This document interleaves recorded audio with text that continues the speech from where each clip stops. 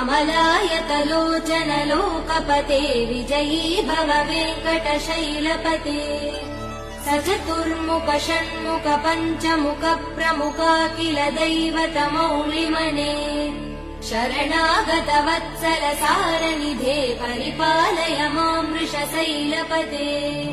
अतिवेलतया तव दुर्विषहैरनुवेल कृदैरपराध सदैः हरितं त्वरितं वृषशैलपते परया कृपया परिपाहि हरे अधिवेङ्कटशैलमुदारमते जनताभिमतादिकदानरतात् परदेव दया गदितान् निगमै कमलादयितान् परं कलये कलवेणुरवा वसगोपवधू शतकोटिवृतात् स्मरकोटिसमात् प्रतिवल्लविकाभिमदात् सुखदात् वसुदेव सुधान्